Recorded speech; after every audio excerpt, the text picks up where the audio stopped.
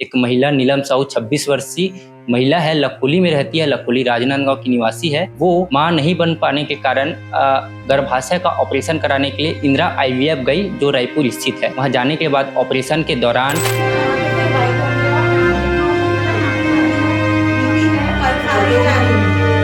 Operation हुआ तो आप देखें तो स्थिति कैसी थी और वेंटिलेटर में क्या मशीनें चल रही थी वेंटिलेटर?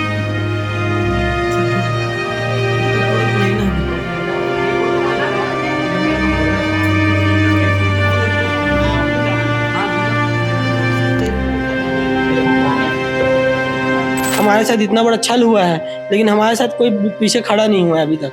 सिर्फ मीडिया वाले आ रहे हैं, अब उनको बता रहे हैं, लेकिन जो प्रशासन है, जो पुलिस है, जिसको कार्रवाई करना चाहिए, वो कोई हमारे सामने नहीं आया।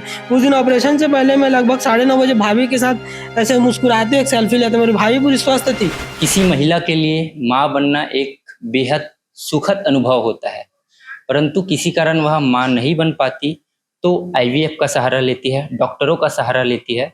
और जब एक डॉक्टर की लापरवाही से किसी की जान चली जाती है तो सोचिए उस परिवार पर क्या बीतती है। दरअसल मैं बात कर रहा हूँ एक महिला नीलम साहू 26 वर्षीय महिला है, लखोली में रहती है, लखोली राजनांदगांव की निवासी है।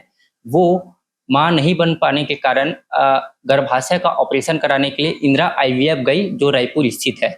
वहां जाने के बाद ऑपरेशन के दौरान उसकी मौत हो जाती है और उस मौत के सच को छुपाने के लिए आईवीएफ सेंटर वाले हैं, जो वहाँ के लोग हैं, डॉक्टर्स हैं, वो झूठ बोलते हैं और ये झूठ बोलते हैं कि वो अभी जिंदा है और उसे दूसरे हॉस्पिटल तुरंत रेफर कर देते हैं, यानी कि मौत के बाद मरीज को दूसरे हॉस्पिटल रेफर किया जाता है। तो सोचिए कितनी बड़ी लापरवाही है। इस लापरवाही का खामियाजा पूरे परिवार को भुगतना पड़ रहा है और छत्तीसगढ़ में इन दिनों डॉक्टर की ऐसी लापरवाही बहुत सामने आ रही है। तो हमने सोचा क्यों ना इस लापरवाही को आपको दिखाया जाए, उस हॉस्पिटल की सच आपको बताया जाए कि इन दिनों हॉस्पिटलों में क्या चल रहा है। ये लापरवाही का आरोप परिवार वाले लगाए हैं और इन्होंने बकायदा वीडियो बनाया है। आपको वीडियो के माध्यम से स्क्रीन पर दिख रहा होगा कि कैसे उस मशीन में जिसपे उसे ले जाया जा रहा है, जिसे अपन वेंटिलेटर कहते हैं, वेंटिलेटर में ऑक्सीजन जो है वो शून्य है, साथ ही जो अपना पल्स है वो भी शून्य है। और आपको बता दें कि उसके परिवार वाले हैं, लखोली में हैं, उनसे बातचीत करेंगे, क्या कुछ मामला है समझने की कोशिश करेंगे। क्या उनके देवर जी है? आपका क्या नाम है? जी, रुपेंद्र साहू नाम है मेरा। रुपेंद्र साहू नाम है। जी जी सर। इतनी बड़ी लापरवाही हुई है, क्या है पूरा घटनाक्रम, आप पहले विस्तार से बताइए। सर, यह घटना 19 अप्रैल 2024 दिन शुक्रवार का है। सुबह हम लोग गए थे रायपुर इंदिरा आईवीएफ। बोला गया था कि गर्भाशय का एक छोटा सा ऑपरेशन होगा, जिसमें किसी प्रकार की जान की जोखिम नहीं होगी। ऑपरेशन जो है आधे घंटे का ही चलेगा, उसके बाद फिर ऑपरेशन पूर्ण हो जाएगा, यह बोला गया था। अब हम लोग सुबह यहाँ गए थे बाय ट्रेन।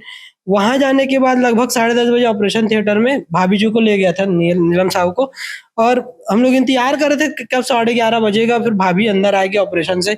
लेकिन 11:30 बजे तक तो कुछ हुआ नहीं, कुछ बोले नहीं डॉक्टर। जैसे ही लगभग 1 बजे 1 बजे होता है, मैडम बोलती है कि इमरजेंसी आ गई है, इनका बीपी लो हो गया है, इनका पल्स कभी आ रहा है कभी जा रहा है, इनको दूसरे हॉस्पिटल में रेफर करना पड़ेगा, इमरजेंसी आ गई है। इस तरह की उन्होंने बातें करना शुरू कर दी। हम लोग घबरा गए, बोले कि भाभी को देखना चाहते हैं किस स्थिति में रखे हो। जब अंदर हम लोग को आईसीयू में वहाँ ऑपरेशन थिएटर ओटी में ले गया तो देखे कि भाभी की जीभ निकला हुआ है। इतनी गंभीर स्थिति में भाभी मृत अवस्था में ऐसे हमको वहाँ महसूस हो गया था। लगभग 1:30 बजे हम लोग डर गए थे एकदम। फिर वहाँ के लोग जो है मैम को मैं हाथ जोड़ा, मैम इसको जैसी थी वैसी करके दे दो, हमको हमारी भाभी चाहिए। लेकिन वहाँ की डॉक्टर बोलती है कि हम लोग इनको सीपीआर वगैरह दे रहे हैं, रिवाइव करने की कोशिश कर रहे हैं, इमरजेंसी आ गया है, आपको बता दिया गया था, तो दूसरे हॉस्पिटल में ले आना पड़ेगा। इस तरह की बातें करना चालू कर दिए। लगभग ऐसा बोलने के इमरजेंसी आ गया ऐसा बोलने के बावजूद भी उन्होंने लगभग 3 बजे उसको रिफर करने का एक नाटक सजा।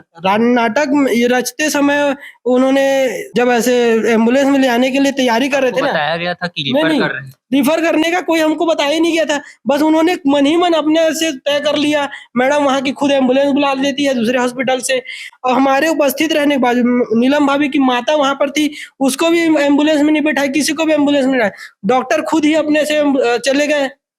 दूसरे हॉस्पिटल हमको बताया भी नहीं किस एम्बुलेंस हॉस्पिटल। में बैठाला भी नहीं आपको? हम तो नहीं हम लोग परिजन को किसी को नहीं बैठा लगे, बोलने और रहने के सामने रहने के बावजूद भी। कौन सा हॉस्पिटल ले गए? ममता हॉस्पिटल ले गया, जो कि महुआ थाने के बाजू में स्थित है। आप ममता हॉस्पिटल से आपकी बात नहीं हुई? नहीं हम हमारा कोई बात नहीं हुआ था वहाँ। तो हम लोग गए जब, वो तो भाभी को आईसीयू में ले लिया गया था। हम लोग को पीछे से ई रिक्शा से गए, हम लोग अपने पैसे से। अभी रिक्शा से गए, 15-20 मिनट बाद वहाँ पहुंचे तो भाभी को आईसीयू वार्ड में लेके गए हैं।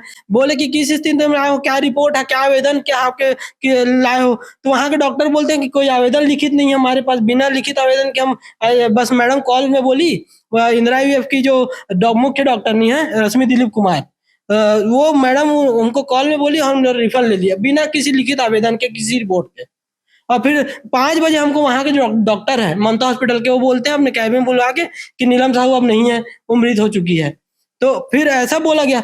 अब फिर 6 बजे हम लोग फिर कड़ाई से उनसे पूछताछ किए तो बोलते हैं कि नीलम साहू को जब ममता हॉस्पिटल में लाया गया था इंदिरा आईवीएफ से, तो मृत अवस्था में लाया गया था। 2 प्रकार की उन्होंने बातें कर दी वहाँ पे। जब और जिस प्रकार की बातें की उसका उन्होंने कोई भी प्रकार का रिपोर्ट, लिखित रिपोर्ट हमको नहीं दिया, मांगे फिर भी नहीं दिया, गुमराह करते रहे बस। जब नीलम साहू जी आपकी भाभी है हॉस्पिटल में एडमिट थी, बहुत साधारण अवस्था में, बिल्कुल नॉर्मल अवस्था में गई थी, बिल्कुल हम और ऑपरेशन हुआ, तो आप देखे तो स्थिति कैसी थी? और वेंटिलेटर में क्या मशीनें चल रही थी वेंटिलेटर की?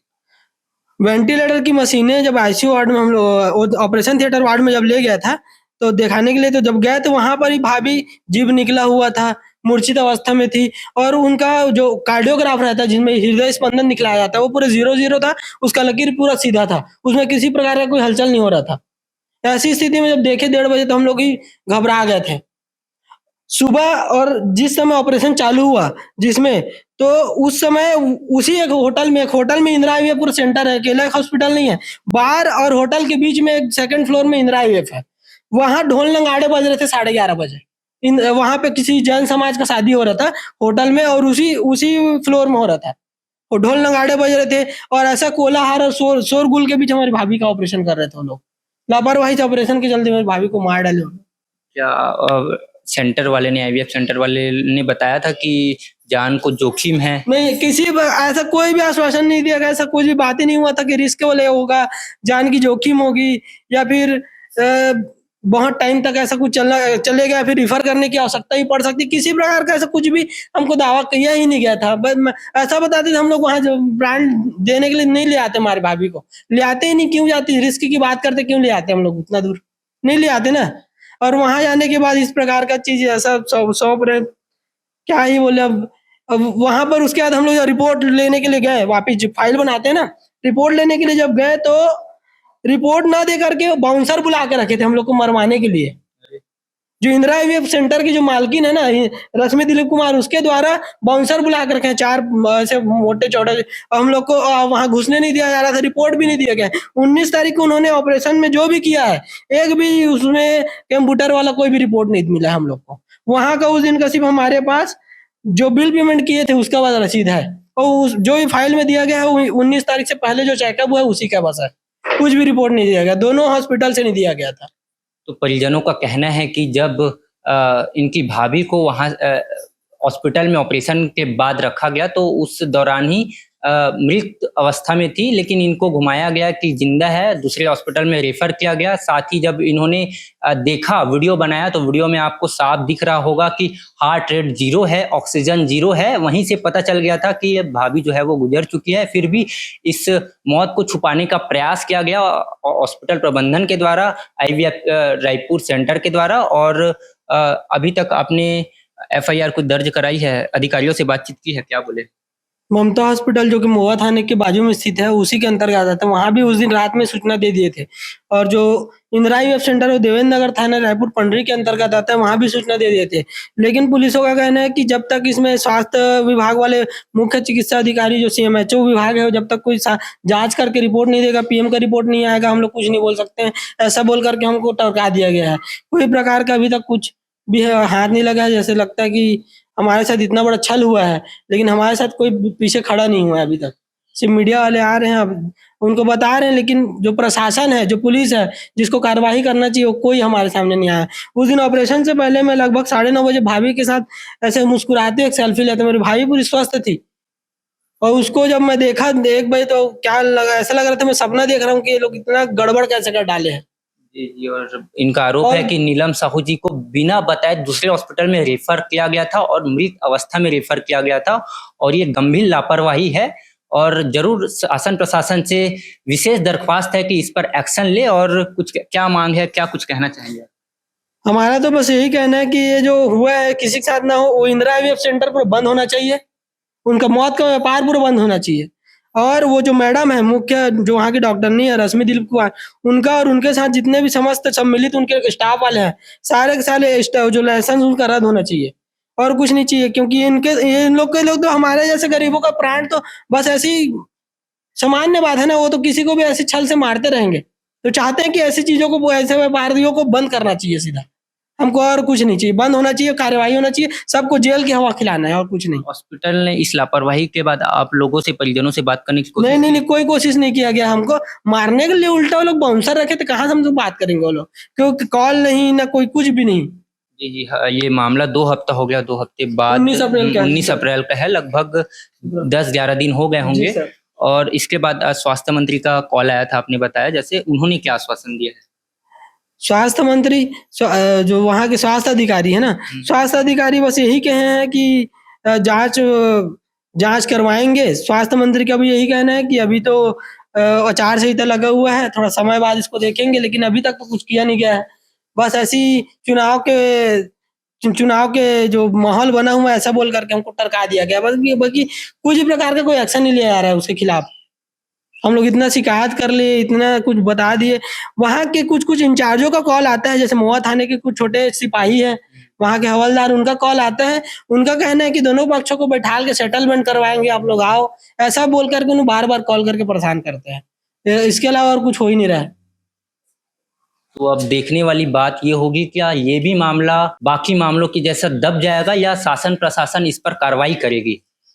और हमारे साथ नीलम साहू जी के पति भी हैं, और आपका क्या कहना और आप क्या मांग करना चाहते हैं? मैं तो यही बोलूँगा कि जो हॉस्पिटल जो है मेरे साथ बहुत झूठ बोले डॉक्टर, तो उसका लाइसेंस और हॉस्पिटल को रद्द किया जाए, क्योंकि मेरे साथ हुआ है लेकिन किसी के साथ मत हो।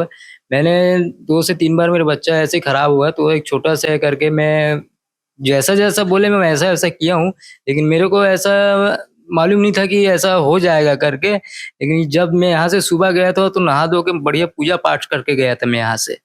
आपको कुछ शक हो गया था क्या जब ऑपरेशन चल रहा था कि कहीं न कहीं कुछ गड़बड़ है? वहाँ के सारे स्टाफ वाले घबराए हुए थे, जितने भी उसके स्टाफ है, वॉचमैन है, झाड़ू पोछा करने वाले हैं, और वहाँ के रिसेप्शनिस्ट, वहाँ के फार्मासिस्ट, वहाँ के अकाउंटेंट, सारे के सारे अपने वार्ड को छोड़ करके सारे के सारे ऑपरेशन थिएटर में एक साथ चले गए थे। सारे सारे घबराए हुए हैं, सबके चेहरे 12 बजा हुआ है, और कोई सब के सब हमको घूर रहे हैं, बस सिर्फ घूर रहे हैं। तो उनके ऐसे रिएक्शन को, ऐसे उनके हाव-भाव को देख करके, और वहाँ जब इस स्थिति को हम लोग देखे वहाँ ऑपरेशन थिएटर में जाने के बाद, तो भाभी के जो जीभ निकला हुआ है, भाभी का स्पंदन, हृदय स्पंदन पूरा 0-0 है, उसको ही देख करके लग गया था कि नहीं, इन्होंने बहुत कुछ गड़बड़ कर दिया है। उसके बाद उस चीज़ को मान ही नहीं रहे। मैडम बोल रही है कि इनको रिवाइव करने की कोशिश कर रहे हैं, कि बहुत गंभीर स्थिति में चली गई है, सीपीआर देने की बात कर दिए थे। तो इन सारी चीज़ों से मुझे संकेत हो गया था कि इन लोगों ने पूरा काम बिगाड़ दिया है। मेरी भाभी जी को लोग अपने लापरवाही के चलते मार दिया है। तो फिर उसके बाद मैंने ठान लिया था कि ये लोग जैसे वहाँ से निकालेंगे दूसरे हॉस्पिटल में रिफर करने के लिए, और रिफर करने के लिए भी देखे ना, आप लिफ्ट विफ्ट से नहीं उतारे ना, लापरवाही पूर्वक सबके सब ऐसे पकड़ के सीढ़ी से उतारे हैं।